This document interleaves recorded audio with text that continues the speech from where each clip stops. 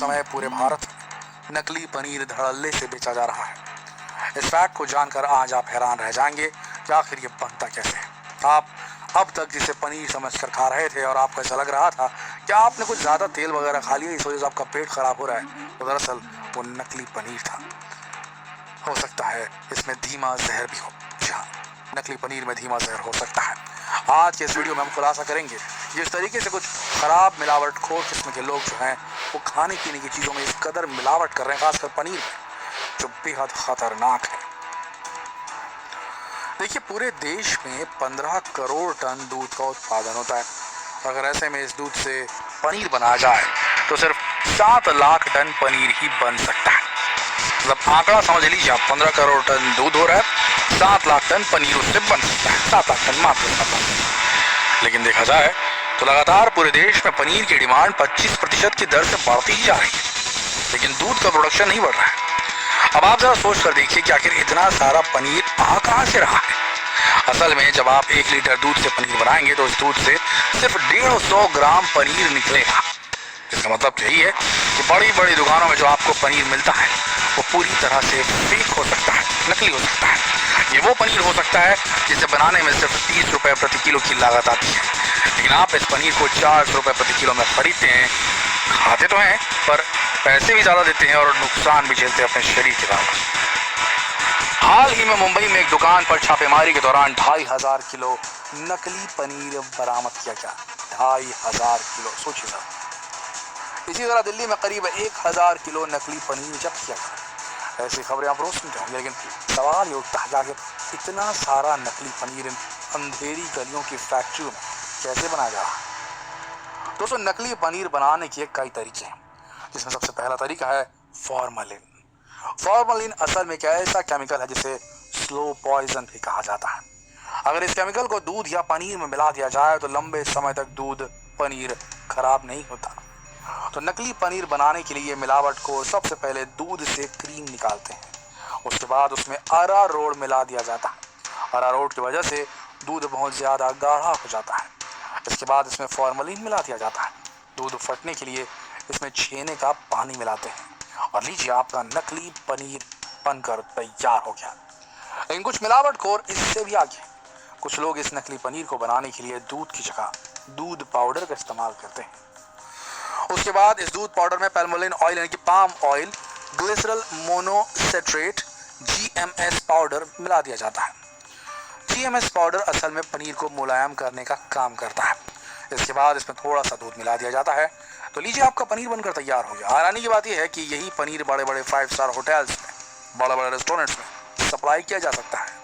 देखिए, हम ये नहीं कह रहे हैं कि हर होटल में, हर 5 स्टार होटल में ऐसा ही हो रहा है, लेकिन जहाँ हो रहा है वहाँ आपको पता नहीं चल पाएगा। बस आपको स्वास्थ्य संबंधी परेशानी धीरे धीरे आनी शुरू हो जाएगी अगर आप इस किस्म के पनीर को रोजाना खाएंगे तो। अभी आगे सुनिए। इस तरह नकली पनीर बनाने का एक और तरीका है, और यह तरीका कुछ ज़्यादा ही खतरनाक है।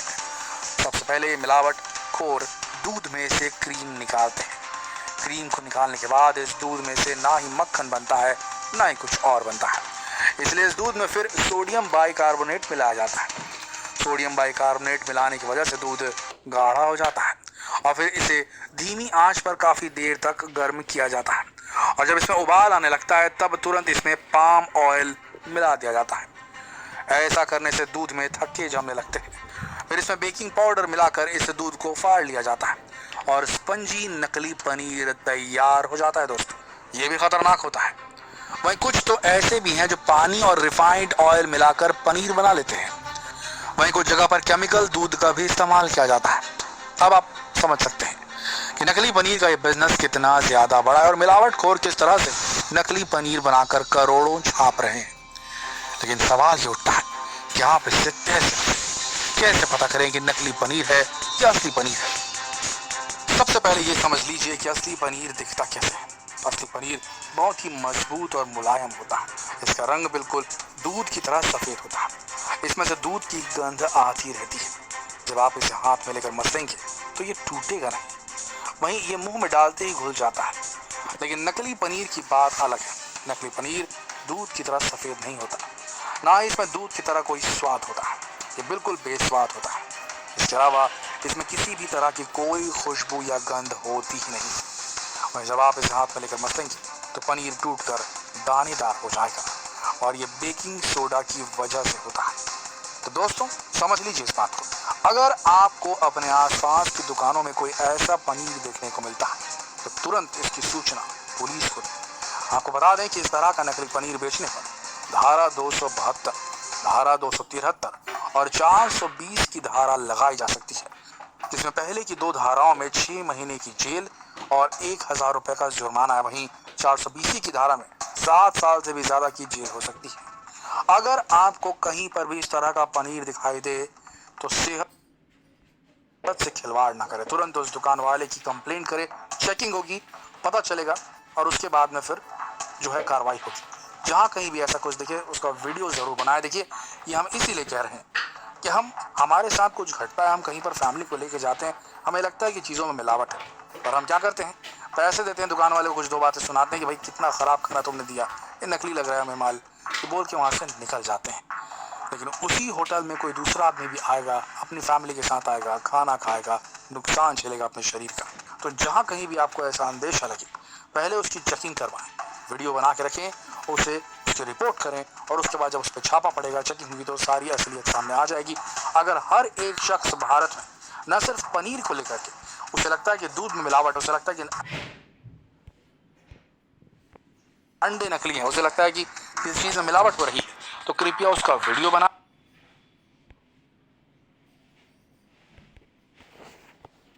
कौन से ऐप से आपकी दवा